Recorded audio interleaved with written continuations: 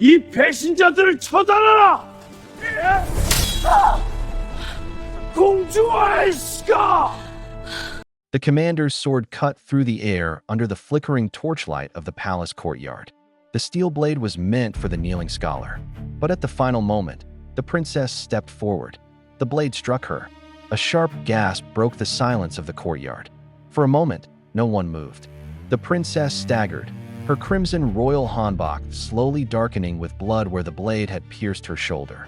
The commander froze in horror, his hand still gripping the sword that had struck the very person he was sworn to protect. The wounded scholar stared in disbelief. Princess, the torches around the courtyard crackled in the cold night air. Soldiers stood frozen, their armor clinking softly as shock spread through their ranks. No one had expected this. High above the courtyard, standing on the palace balcony, a distant figure watched the scene unfold beneath the moonlight. The king. He had seen everything. Below, the princess collapsed into the scholar's arms.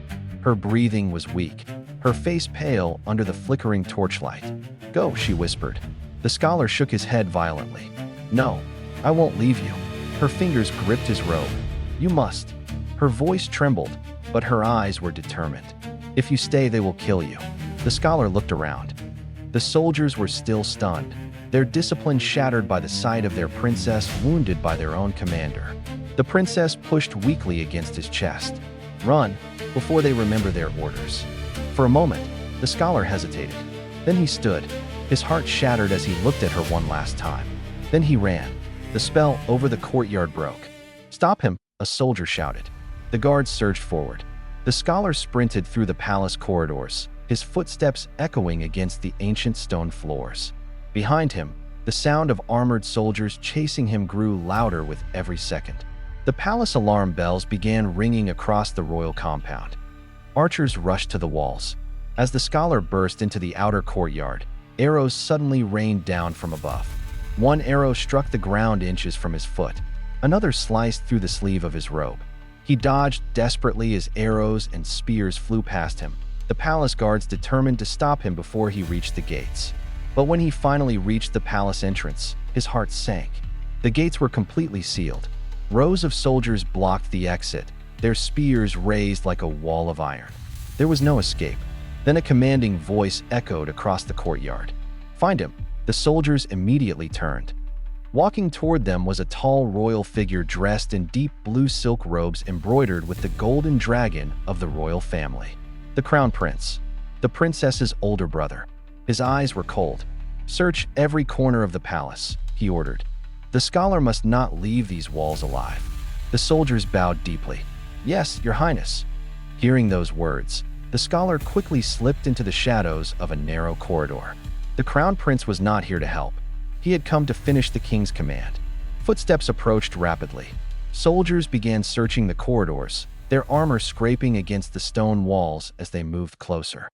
The scholar pressed himself against the cold stone wall, barely daring to breathe.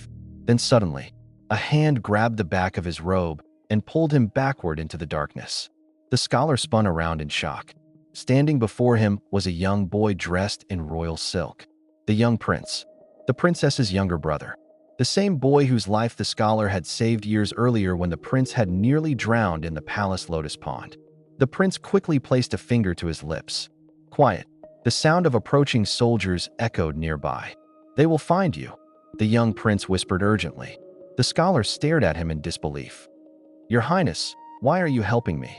The boy shook his head. "No time." He pulled aside a carved wooden panel hidden in the palace wall. Behind it lay a narrow stone passage descending into darkness. "Follow me." The scholar hesitated only for a moment before stepping inside. The hidden corridor twisted beneath the palace like a forgotten tunnel.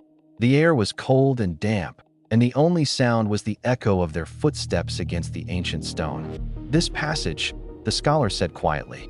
"My sister and I discovered it when we were children," the young prince replied. "We used to explore the palace when the guards weren't watching." The corridor sloped downward until it reached an ancient wooden door concealed beneath thick vines and ivy. The prince pushed the door open. Cold night air rushed into the tunnel. Beyond the door lay a narrow forest path leading away from the palace walls. "This is a royal escape passage," the young prince explained.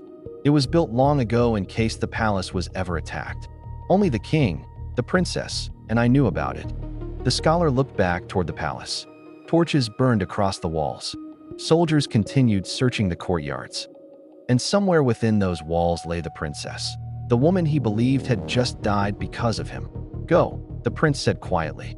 "If my brother finds you, he will kill you." The scholar bowed deeply. "I owe you my life." The prince shook his head. "No, you once saved mine." The scholar stepped onto the forest path.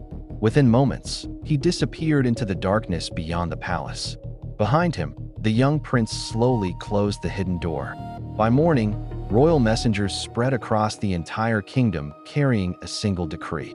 Hanjasu, scholar of the royal court, now declared a traitor, wanted across the kingdom, alive or dead. And as the scholar fled into the wilderness beyond the capital, one painful belief haunted his every step: that the princess he loved had died in his arms. But the greatest secret of that night was something no one else knew. Not the soldiers, not the prince, not even the scholar himself.